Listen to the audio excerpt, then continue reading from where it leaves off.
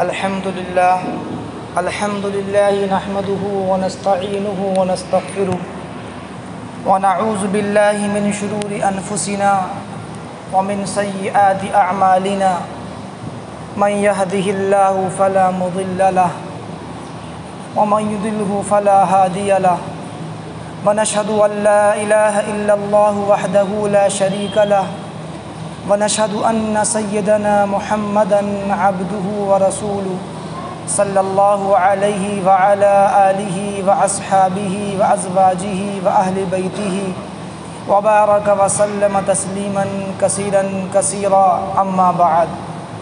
قال الله تبارك وتعالى في القرآن المجيد والفرقان الحميد بسم الله الرحمن الرحيم لن ينال الله لحومها ولا دماؤها ولكن يناله التقوى منكم وقال النبي صلى الله تعالى عليه وسلم إن الله لا ينظر إلى أجسادكم ولا إلى صوركم ولكن ينظر إلى قلوبكم وأعمالكم أو كما قال النبي صلی اللہ تعالی علیہ وسلم۔ میرے محترم عزیزوں، دوستوں، بزرگوں، حج کے ایام چل رہے ہیں اور حج کے دنوں میں آخر دنوں میں ایک اہم عبادت و قربانی کی عبادت ہے جس کے بغیر حج مکمل نہیں ہوتا، عمرہ مکمل نہیں ہوتا۔ لہذا قربانی ایک ایسی عبادت ہے جو گزشتہ اقوام کے اندر بھی رہی ہے اور لوگ قربانی کو اللہ سے قرب اور اللہ سے نزدیکی بلانے کا ذریعہ سمجھتے تھے۔ اللہ تعالیٰ نے حضرت ابراہیم علیہ السلام کو آزمائش کے طور پر اپنے بیٹے اسماعیل کی قربانی مانگی، اور جب وہ اللہ کی آزمائش میں، اللہ کے امتحان میں کامیاب ہو گئے تو اللہ تعالیٰ نے خوشی کے اندر حضرت اسماعیل کی جگہ ایک جنتی مینڈے کو ذبح کروایا، اور اللہ تعالیٰ کو حضرت ابراہیم علیہ السلام کا یہ عمل اتنا پسند آیا کہ رہتی دنیا تک اور قیامت تک آنے والے مسلمانوں پر یہ عمل اللہ نے واجب قرار دے دیا۔ لہذا قربانی کی اہمیت اور اس کے فضیلت کے تعلق سے چند باتیں عرض کرنے کا ارادہ ہے۔ اللہ تعالیٰ صحیح بات کہنے، سننے اور سمجھنے کی توفیق عطا فرمائے۔ میرے عزیزوں، دوستوں، اللہ فرماتا ہے قرآن کریم کے اندر وَاتْلُ عَلَيْهِمْ نَبَأَ ابْنَيْ آدَمَ بِالْحَقِّ إِذْ قَرَّبَا قُرْبَانًا فَتُقُبِّلَ مِنْ أَحَدِهِمَا وَلَمْ يُتَقَبَّلْ مِنَ الْآخَرِ۔ اللہ فرماتا ہے، اے پیغمبر، آپ آدم کے دو بیٹوں کا قصہ لوگوں کو صحیح پڑھ کر سنائیے۔ جب ان دونوں نے اللہ کے حضور قربانی پیش کی، اذ قربا قربانا، حضرت آدم علیہ السلام کے دو بیٹے تھے، ایک حابیل اور ایک قابیل۔ حابیل کے پاس کچھ جانور وغیرہ تھے اور وہ جانوروں کو پالتا تھا، اور قابیل کے پاس کھیت کھلیان تھے، وہ پیداوار اس کی ہوتی تھی اور وہ کھیت کھلیان کے کام کیا کرتا تھا۔ ایک مسئلے میں حضرت آدم علیہ السلام نے انہیں قربانی کرنے کا حکم دیا کہ تم قربانی کرو، جس کی قربانی اللہ کے یہاں قبول ہو جائے اسی کے حق میں فیصلہ ہوگا۔ چنانچہ حابیل نے اپنے جانوروں میں ایک موٹا تازہ اور فربا مینڈا قربانی کے لیے پیش کیا، اور حابیل نے اپنی حیثیت کے مطابق کچھ پیداوار اور غلہ قربانی کے لیے پیش کیا۔ گزشتہ زمانے میں اس شریعت کے اندر قربانی کی قبولیت کی علامت یہ ہوتی تھی کہ قربانی کی چیز کو ایک اونچی جگہ پر رکھ دیا جاتا تھا، اور آسمان سے ایک آگ آتی تھی اور وہ اس کو قربانی کو جلا کر خاک کر دیا کرتی تھی، اور یہی چیز قربانی کی قبولیت کی علامت ہوتی تھی۔ چنانچہ حابیل نے اپنی قربانی کے لیے مینڈے کو پیش کیا، آسمان سے آگ آئی اور اس نے اس مینڈے کو جو ہے جلا کر بھسم کر دیا، اور حابیل کی قربانی قبول ہوئی۔ قابیل نے اپنی پیداوار اور کچھ غلہ وغیرہ قربانی کے لیے پیش کیا،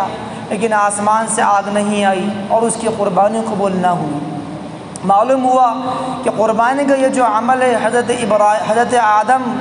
علیہ السلام کے زمانے سے چلا آ رہا ہے، اور اللہ تعالیٰ نے اس کو بطور خاص اس کی شان اور اس کی اہمیت حضرت ابراہیم اور اسماعیل علیہ السلام کے واقعے سے ہوئی، اور اللہ تعالیٰ نے حضرت ابراہیم علیہ السلام کے اس عمل کو اتنا پسند فرمایا کہ اللہ تعالیٰ نے امت محمدیہ کے شعائر میں، جو اس امت کے شعائر ہیں، اس میں قربانی کو بھی قرار دیا۔ اسی طرح اللہ تعالیٰ نے ایک جگہ فرمایا کہ نبی جی آپ کہہ دیجئے قل ان صلاتی و نسکی و محیای و مماتی للہ رب العالمین لا شریک لہ و بذالک امرت وانا اول المسلمین، کہ آپ کہہ دیجئے کہ میری نماز اور میری عبادت اور میرا قربانی کرنا اور میرا جینا اور میرا مرنا یہ تمام کا تمام اس پروردگار کے لیے ہیں جو تمام جہانوں کا مالک ہے۔ ان صلاتی و نسکی و محیای و مماتی للہ رب العالمین، یعنی میرا ہر عمل اللہ کے لیے ہے۔ اگر میں زندہ رہوں اور زندہ رہوں تو اعمال خیر کے ساتھ کروں، اعمال خیر کے ساتھ زندہ رہوں۔ اگر میری موت آئے تو اعمال خیر کرتے ہوئے میری موت آئے، اور میری جو بھی عبادات ہیں، چاہے وہ عبادات جسمانیہ ہوں چاہے عبادات بدنیہ ہوں، فرمایا اللہ تعالیٰ نے کہ صرف للہ رب العالمین، ایک رب العالمین کے لیے ہوں۔ ایسے ہی اللہ نے ایک جگہ فرمایا وَلِكُلِّ أُمَّةٍ جَعَلْنَا مَنْسَكًا، کہ ہم نے ہر امت کے لیے قربانی کو ہم نے مقرر کیا، لِيَذْكُرُوا اسْمَ اللَّهِ مَا، تاکہ تم اس پر اللہ کا نام لو، جو تمہیں اللہ نے جانور دے رکھے ہیں تم اس پر اللہ کا نام لے کر جو ہے قربانی کرو۔ اور فرمایا اللہ نے فَإِلَٰهُكُمْ إِلَٰهٌ وَاحِدٌ، تمہارا پروردگار صرف ایک ہے، فَلَهُ أَسْلِمُوا، چنانچہ اس کے آگے اس کی تابعداری کرو، اس کی اطاعت کرو، وَبَشِّرِ الْمُخْبِتِينَ، اور اللہ نے فرمایا کہ جو اللہ کے احکامات کے آگے اپنے دلوں کو جھکا دیتے ہیں، اپنے سروں کو جھکا دیتے ہیں، انہی کے لیے خوشخبری ہے اور انہی کے لیے بشارت ہے۔ ایک جگہ اللہ نے فرمایا اسی تعلق سے اِنَّا أَعْطَيْنَاكَ الْكَوْثَرَ، کہ اے نبی جی ہم نے آپ کو کوثر عطا فرمائی، چنانچہ فَصَلِّ لِرَبِّكَ وَانْحَرْ، آپ اس کے انعام میں اپنے پروردگار کے لیے نماز پڑھیے، وَانْحَرْ، اور قربانی کیجیے۔ میں دوستو ایسی بہت سی قرآن کی آیات اور احادیث ہیں جس میں اللہ تعالیٰ نے قربانی کی اہمیت، قربانی کی فضیلت بیان فرمائی، تاکہ امت اس عمل کو ثواب کی نیت سے کرے، اس کو بوجھ نہ سمجھے، اس کو ایک تاوان اور ٹیکس نہ سمجھے۔ اور اللہ نے یہ بھی واضح کر دیا کہ اس امت کے لیے یہ بڑی فضیلت کی چیز ہے کہ اس امت کی قربانی کو اللہ نے اس کے لیے کھانا جائز رکھا، کہ پہلی کی جو امتیں تھیں ان میں لوگ قربانی کیا کرتے تھے لیکن وہ اس کو استعمال نہیں کر سکتے تھے،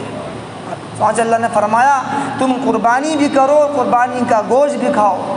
لَن يَنَالَ اللَّهَ لُحُومُهَا وَلَا دِمَاؤُهَا وَلَكِنْ يَنَالُهُ التَّقْوَىٰ مِنْكُمْ، اللہ نے فرمایا کہ اللہ کو تمہاری قربانی کا نہ گوشت پہنچتا ہے نہ خون پہنچتا ہے، لیکن تمہارے دلوں کا تقویٰ پہنچتا ہے، کہ تمہارے اندر کتنا تقویٰ ہے، کتنا اللہ کا ڈر ہے، اور تم اخلاص کے ساتھ قربانی کر رہے ہو یا کوئی بھی عمل کر رہے ہو، فرمایا کہ اخلاص کے ساتھ کر رہے ہو یا اس کے اندر ریا ہے، دکھاوا ہے، نام و نمود ہے، یا مجبوری کے اندر کر رہے ہو۔ اللہ فرماتا ہے ہمیں کچھ نہیں پہنچتا، نہ تمہارا مال پہنچتا ہے، نہ قربانی کا خون پہنچتا ہے، نہ اس کی کھال پہنچتی۔ ایسے ہی اللہ کی نبی نے فرمایا ما عمل ابن آدم، کہ اللہ تعالیٰ کو یوم النحر، اللہ تعالیٰ کو یوم النحر یعنی قربانی کے دن خون بہانے سے زیادہ یعنی قربانی کرنے سے زیادہ کوئی عمل بندوں کو پسند نہیں۔ وَإِنَّهُ لَيَأْتِي يَوْمَ الْقِيَامَةِ بِقُرُونِهَا وَأَشْعَارِهَا وَأَظْفَارِهَا، فرمایا اللہ کے نبی نے کہ قربانی کا جانور قیامت کے دن اپنے سنگوں کے ساتھ، اپنے بالوں کے ساتھ، اپنے کھروں کے ساتھ آئے گا، لہذا فطیبوا نفسہا، فرمایا اللہ کے نبی نے کہ خوش دلی کے ساتھ قربانی کرو۔ میرے عزیز و دوستو، جتنے اخلاص کے ساتھ بندہ عمل کرتا ہے اللہ اسی اخلاص کی بنا پر جو ہے اجر عطا فرماتا ہے۔ اگر سچی طلب سے اور اجر حاصل کرنے کی نیت سے اگر جو ہے قربانی کی جائے گی اور کوئی بھی نیک عمل کیا جائے گا تو اللہ فرمائے کہ اس کا اجر اللہ کئی گنا عطا کرے گا۔ ایک حدیث شریف میں فرمایا اللہ کے نبی نے کہ بندہ کوئی نیکی کرنے کا ارادہ کرتا ہے، حدیث شریف کے الفاظ ہیں، فرمایا اللہ کے نبی نے کہ اگر کوئی بندہ نیکی کرنے کا ارادہ کرتا ہے اور اس نے ابھی تک اس نیکی کو کیا نہیں، اللہ تعالیٰ اس ارادے کی برکت سے اس کے نامہ اعمال میں ایک نیکی لکھ دیتے ہیں، اور جب بندہ اس عمل کو کر لیتا ہے تو اللہ تعالیٰ اس ایک نیکی کو فرمایا اللہ کے نبی نے کہ 10 سے لے کر 700 گنا اور 700 گنا سے لے کر کئی گنا تک اللہ اس کا اجر عطا فرماتے ہیں بندے کی اخلاص کی بنیاد پر۔ ایسے ہی فرمایا اللہ کے نبی نے اگر کوئی شخص کسی گناہ کا ارادہ کرے، کسی گناہ کا عزم کرے لیکن وہ اس کو کرے نہیں گناہ کو، تو اللہ اس کو اس وقت تک گناہ نہیں لکھتا جب تک وہ اس گناہ کو انجام نہیں دے دیتا۔ علماء نے لکھا ہے کہ یہ خصوصیت صرف امت محمدیہ کے لیے کہ صرف ارادہ کرنے سے اس کو نیکی مل جاتی ہے اور گناہ کا ارادہ کرنے سے اس کے نامہ اعمال کے اندر گناہ نہیں لکھا جاتا۔ تو میں عرض کر رہا تھا کہ اگر بندہ اخلاص کے ساتھ جو بھی عمل کرتا ہے تو اللہ تعالیٰ اس کا ساتھ دیتے ہیں اور اس کو وہ اجر عطا فرماتے ہیں تو ہم سوچ بھی نہیں سکتے۔ حدیث شریف میں اللہ کے نبی نے ایک شخص کا واقعہ بیان کیا کہ اس نے 99 قتل کیے تھے، لیکن اس کے دل میں طلب پیدا ہوئی کہ میرا آخرت میں کیا ہوگا، میں اتنا گنہگار ہوں، کیا میری کوئی توبہ کی سبیل ہے، کوئی توبہ کا راستہ ہے؟ چنانچہ وہ شخص حق کی تلاش میں اور راہ حق کی تلاش میں وہ نکلا کہ شاید مجھے کوئی راستہ مل جائے، کوئی میری توبہ کی سبیل نکل آئے۔ ایک راہب کے پاس پہنچا، ایک شخص کے پاس پہنچا اور اس سے تذکرہ کیا کہ میں نے 99 قتل کر دیے ہیں، کیا میری کوئی توبہ کی سبیل ہے؟ اس شخص نے کہا، اس راہب نے کہا تو بڑا ظالم اور جابر ہے، تو نے اتنے ناحق خون بہائے، تیری کوئی بخشش نہیں۔ اس کو غصہ آیا اور اس نے اس کو قتل کر دیا اور پورے 100 لوگوں کو اس نے قتل کر دیا، 100 کا اس نے آنکڑا پورا کر لیا۔ پھر کچھ وقت کے بعد اس کے دل میں پھر داعیہ اٹھا کہ میری کوئی اصلاح کی کوئی راستہ ہے، کوئی سبیل ہے۔ چنانچہ وہ ڈھونڈتا ایک شخص کے پاس چلا، ایک اللہ والے کے پاس گیا۔ صلی اللہ علیہ نے کہا کہ اللہ کے یہاں ابھی بھی تمہارے لیے توبہ کا دروازہ کھلا ہوا ہے، تم فلاں بستی چلے جاؤ، فلاں بستی میں کچھ اللہ والے رہتے ہیں، وہ اللہ کی عبادات میں لگے رہتے ہیں صبح شام، تم اس بستی میں جاؤ اور ان بستی والوں کے ساتھ رہو، اور دوبارہ اس بستی میں تم مڑ کر نہ دیکھنا، تو اللہ کی ذات سے امید ہے کہ اللہ تمہاری بخشش کر دے گا اور تمہارے گناہوں کو معاف کر دے گا۔ چنانچہ یہ شخص سچی طلب لے کر اور اخلاص کے ساتھ وہاں چلا، اور جب یہ اس راستے کے درمیان میں پہنچا تو اس کا آخری وقت آ گیا اور اس کا موت کا وقت آ گیا۔ فرشتے حاضر ہو گئے، نیک روحوں کو قبض کرنے والے فرشتے بھی آئے اور گنہگار روحوں کو قبض کرنے والے فرشتے بھی آئے، اور دونوں میں جھگڑا ہوا۔ یہ واقعہ حدیث شریف میں، دونوں میں مجادلہ ہوا۔ جو گنہگار روحوں کو قبض کرنے والے فرشتے تھے انہوں نے کہا کہ یہ تو بڑا ظالم اور جابر ہے، اس نے اتنے لوگوں کو قتل کیا ہے، چنانچہ اس نے توبہ بھی نہیں کری، ہم اس کو قبض کریں گے۔ جو نیک روحوں کو قبض کرنے والے فرشتے، انہوں نے کہا کہ نہیں، اس نے سچا ارادہ کر لیا تھا، اس نے یہ توبہ کی نیت سے چلا تھا، لہٰذا اس کی توبہ اللہ کے یہاں قبول ہے، ہم اس کی روح قبض کریں گے۔ اللہ نے ان کے درمیان فیصلے کے لیے ایک اور فرشتوں کو بھیجا، اور اس فرشتے نے دونوں کی بات سنی اور یہ فیصلہ سنایا کہ اس زمین ناپی جائے کہ گنہگار بندہ جس بستی سے چل کر آ رہا ہے، اگر وہ بستی زیادہ قریب ہے تو اس کی روح وہ فرشتے نکالیں گے جو گنہگار روحوں کے فرشتے روح نکالتے ہیں، اور اگر اس کی مسافت اس بستی سے قریب ہے جہاں یہ جا رہا تھا، جہاں اللہ والے رہتے ہیں، یہ توبہ کی غرض سے جا رہا تھا، اگر وہ بستی قریب ہے تو اس کی روح نیک فرشتے نکالیں گے۔ روایات کے اندر آتا ہے کہ اللہ نے اپنی قدرت سے زمین کو لپیٹ دیا اور وہ اس بستی کے قریب ہو گیا، چنانچہ زمین ناپی گئی اور مسافت ناپی گئی تو وہ اس بستی کے قریب تھا، اور اللہ تعالیٰ نے اس کی بخشش فرما دی اور نیک فرشتوں نے اس کی روح قبض کر دی۔ اسی میں عزیزو دوستو، اگر سچی طلب بندے کے دل کے اندر ہے اور کوئی بھی کام وہ اخلاص سے کرتا ہے تو اللہ تعالیٰ اس کا تعاون کرتے ہیں، اس کی مدد کرتے ہیں، اور اپنی پردائے غیب سے اللہ اس کی اعانت کرتے ہیں۔ اس لیے فرمایا اللہ کے نبی نے فطیبوا نفسہا کہ خوش دلی کے ساتھ قربانی کرو۔ ایک صحابی نے پوچھا اللہ کے نبی ہم قربانی کرتے ہیں اس کا کیا اجر ملے گا؟ فرمایا اللہ کے نبی نے کہ انہوں نے پوچھا کہ قربانی کیا ہے،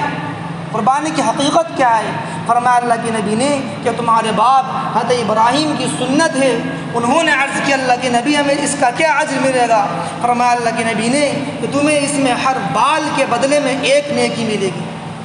انہوں نے عرض کیا اللہ کے نبی جن جانوروں میں اون ہوتی ہے اون کے بدلے کیا ملے گا؟ فرمایا اللہ کے نبی نے ہر اون کے بدلے ایک نیکی ملے گی، یعنی جانور کے جسم کے اوپر اگر لاکھوں اور کروڑوں بال کیوں نہ ہو، فرمایا اللہ کے نبی نے ہر اون کے بدلے ہر بال کے بدلے میں ایک نیکی ملے گی۔ خود اللہ کے نبی صلی اللہ علیہ وسلم ہر سال قربانی کیا کرتے تھے۔ صحابی کہتے ہیں کہ آپ علیہ الصلوۃ والسلام مدینہ منورہ کے اندر 10 سال رہے اور مسلسل آپ علیہ السلام قربانی کرتے رہے، کسی سال آپ نے ناغہ نہیں کیا۔ اسی میں عزیزو دوستو، ہم میں سے جو حضرات صاحب استطاعت ہیں، جن کی حیثیت ہے اور جن کو اللہ نے قربانی کرنے کا موقع عطا فرمایا ہے اور حیثیت دے رکھی ہے، وہ ضرور قربانی کا عمل کریں۔ ہم اس کو تعاون نہ سمجھیں، ہم اس کو بوجھ نہ سمجھیں، اور اللہ کے نبی کی سخت وعید فرمایا اللہ کے نبی نے من وجد ساعۃ کہ جو قربانی کی وسعت رکھتا ہو، گنجائش رکھتا ہو، اور گنجائش کے باوجود قدرت کے، فرمایا وہ قربانی نہ کرے تو وہ ہمارے عیدگاہ کے قریب بھی نہ ہو۔ اس لیے اخلاص کے ساتھ بندہ یہ عمل کرے۔ اللہ نے فرمایا کہ لن ینال اللہ لحومها ولا دماؤها ولكن يناله التقوى منکم، کہ اللہ کو تمہاری قربانیوں کا نہ خون پہنچتا ہے، نہ اس کی کھال پہنچتی ہے، نہ اس کا گوشت پہنچتا ہے، اللہ کو تمہارے دلوں کا تقویٰ پہنچتا ہے۔ جس اخلاص کے ساتھ تم اللہ کے یہاں قربانی کرو گے، فرمایا اللہ تعالیٰ نے اللہ تمہیں اتنا اجر دے گا۔ اگر ریا کے لیے اور نمود کے لیے اور دکھاوے کے لیے، میں عزیزو دوستو، اگر ہم نے 1 لاکھ روپے کا بکرا بھی قربان کر دیا تو اب خدا کی قسم اللہ کے یہاں اس کا اجر 1 روپے کے برابر نہیں ملے۔ اگر ہم نے اخلاص کے ساتھ میں 2500 3000 روپے کا حصہ ڈالا پکڑ کے اندر تو اللہ کے نزدیک اس کا کتنا اجر ملے گا ہم اس کو سوچ نہیں سکتے۔ اللہ مجھے بھی آپ کو بھی قربانی کی حقیقت نصیب فرمائے اور ہمیں اخلاص کے ساتھ قربانی کرنے کی توفیق عطا فرمائے۔ وآخر دعوانا ان الحمد للہ رب العالمین۔